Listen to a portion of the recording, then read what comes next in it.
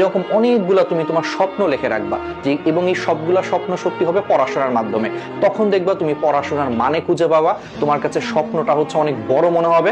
তখন তোমার সকালবেলা যখন ঘুম ভাঙবে না, বা রাত্রেবেলা যখন অল্প পরেই ঘুম ঘুম ধরতেছে, তখন নিজের ভিতর থেকে বলে উঠবে, আরে ভাই তুই কি করতেছস, তোর না 2023 সালের মধ্যে এটা করার কথা, তোর না 2030 সালের মধ্যে এটা করার কথা।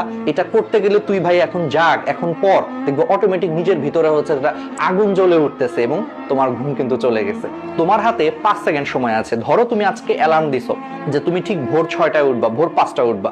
হয় কি যে অ্যালার্মে হচ্ছে আমাদের ঘুম ভাঙে, কিন্তু ঘুম ভাঙার পর মনে হয় যে ভাই আজকে আর পারবো না, থাক আরেকটু ঘুমাই। এটা মনে করে 5 সেকেন্ডের মধ্যে হচ্ছে আমরা অ্যালার্মটাকে অফ করে দেই। আর সেই 5 সেকেন্ডের জায়গায় দেখা যায় যে পরবর্তীতে আমাদের আরো 2 ঘন্টা 3 ঘন্টা ঘুমায় আমরা কিন্তু সেই দেরিতে উঠি।